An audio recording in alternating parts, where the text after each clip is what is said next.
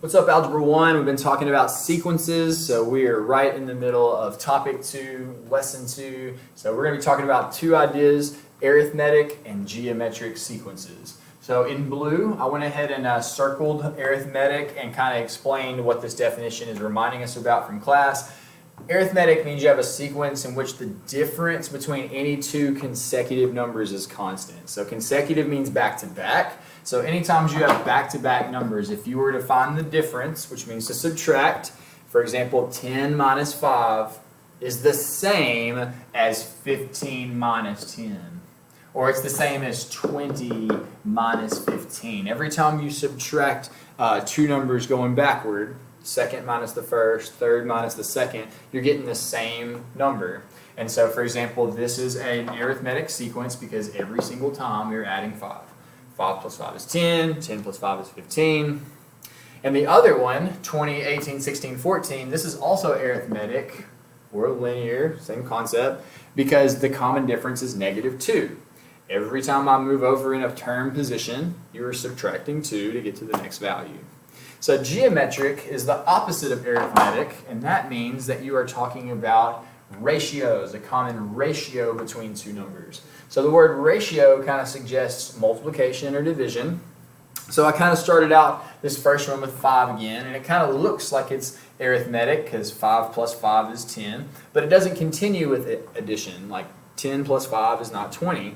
So you kind of have to think about it differently. If I was to divide 10 by 5, you get 2. And so that represents the pattern of multiplying by 2 every time. 5 times 2 is 10, 10 times 2 is 20, 20 times 2 is 40. And similarly, if I was to think about the other one that's going down from 100 to 50 to 25, if I was to divide the second number by the first number, I would see that I am taking half every time. Multiplying by half is decreasing it by the same common ratio. So take a moment with your guided vocabulary notes to complete the first section. So I'm looking for vocabulary words that fill in those blanks from this lesson. So look at your vocabulary and try to tell me what those words would be. So let's look at the practice. We're going to look at number 1 through 4, and we're going to be thinking about, consider first two terms being 28 and 14. So number 1, it says, determine whether the sequence is arithmetic or geometric, and explain your reasoning.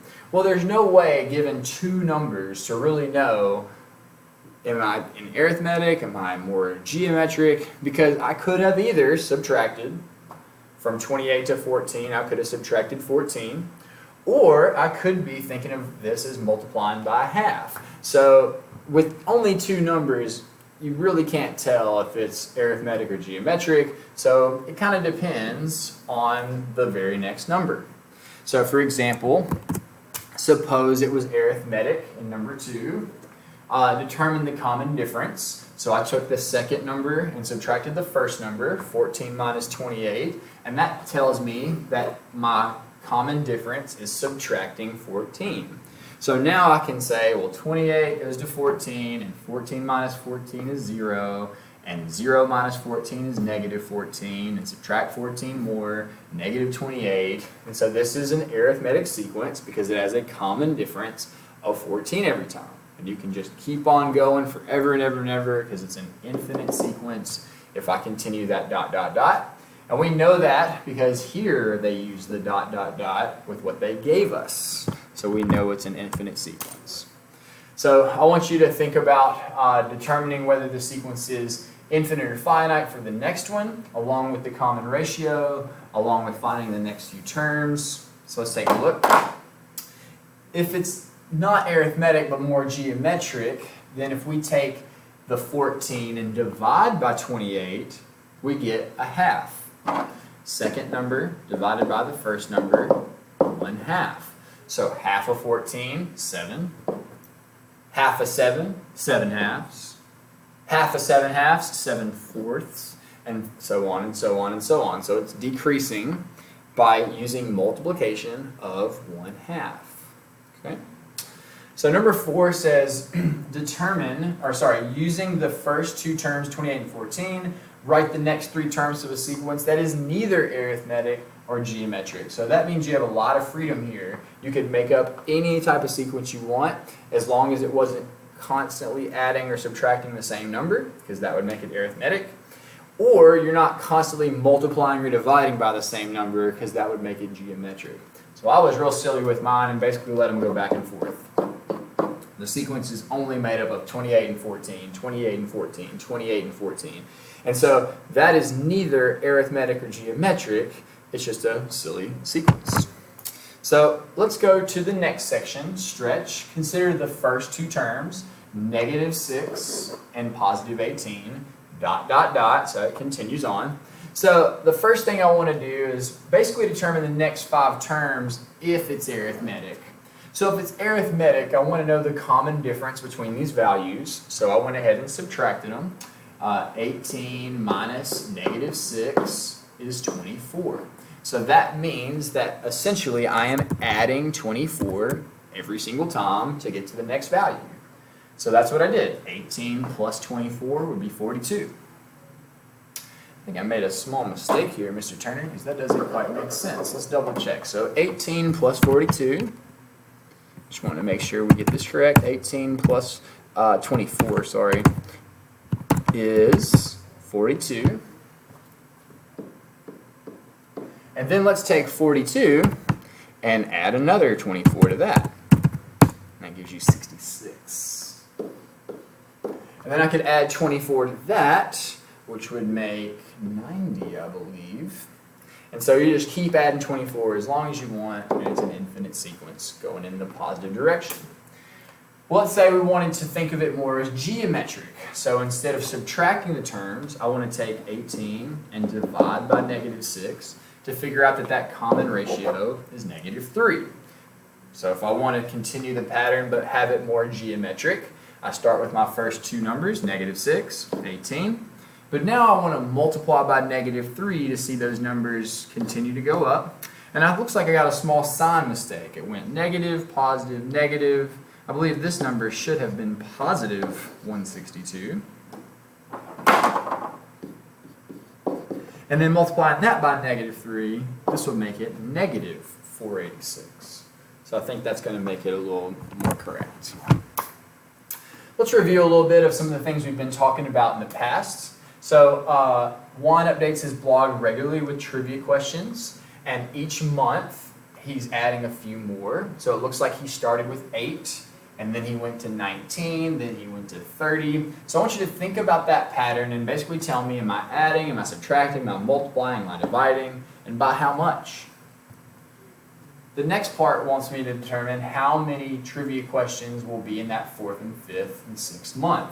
So I've got my first 3 months, but here's my 4th month, here's my 5th month, here's my 6th month. So I want you to think about the pattern and go ahead and tell me what the next 3 would be.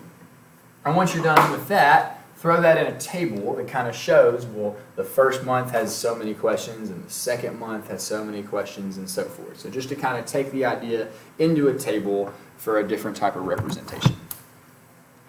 Let's look at number 2. Contestants on a popular game show have an opportunity to randomly select a cash prize, 6 hidden containers. So the most they could win is $25,000. The next possible prize, that's the best, would be $5,000, then $1,000. So if I'm kind of thinking about these 6 containers, you know, how am I getting from one to the next? Am I adding, am I subtracting, am I multiplying, am I dividing, and by how much? So I want you to think about what are those next 3 values based on the pattern, and then put all that information in the table to kind of show us all at once number of container, how much prize money is in each one. Number 3, enter each function into your graphing calculator. And so I will demonstrate that for you. 5x squared minus 2.8x plus 40.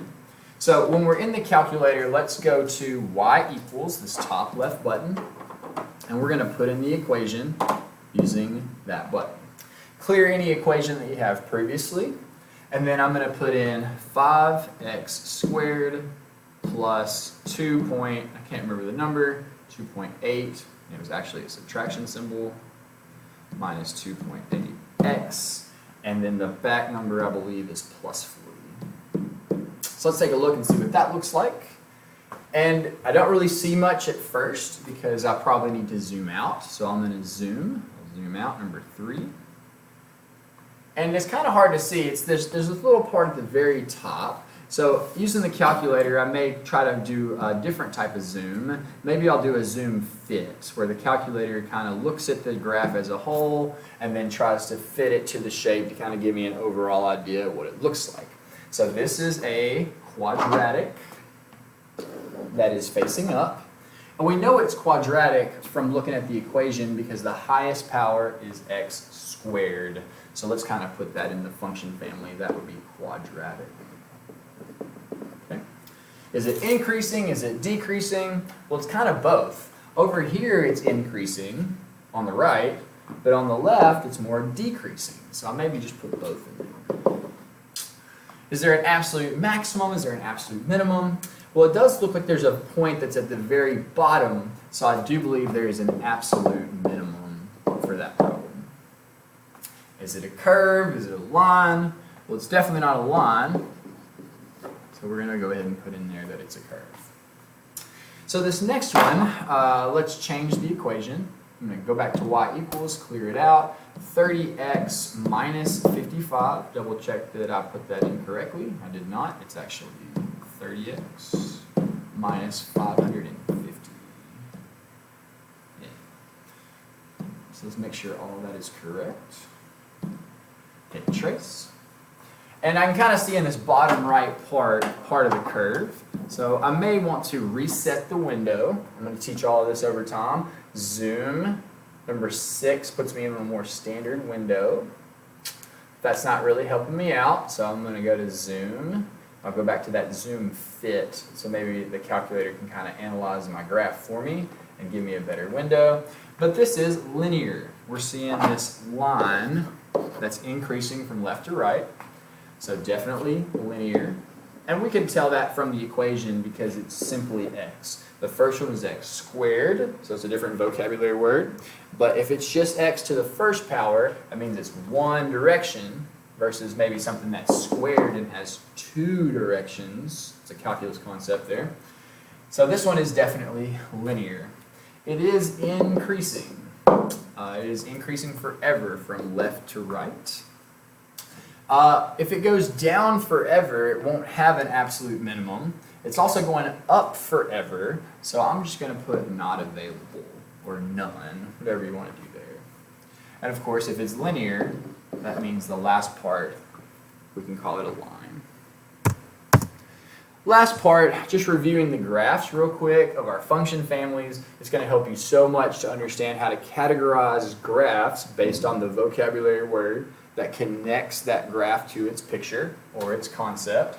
So for the first one, I want you to go ahead and tell me, is that linear, is that exponential, is that quadratic, is that absolute value, or is that piecewise? Look through your notes, going back to that very first week, that very first topic where we were putting them all in function families. Look at lesson 3 notes, and that would kind of help you do that. Similar with B, tell me, looking at that graph, is that linear, exponential, quadratic, absolute value, or piecewise? Hope this was helpful. Please email me if you have any questions. andrew.turner@knoxschools.org. I'd be happy to help you look at any question that you didn't quite get your question answered here. Good luck, and we'll see you tomorrow.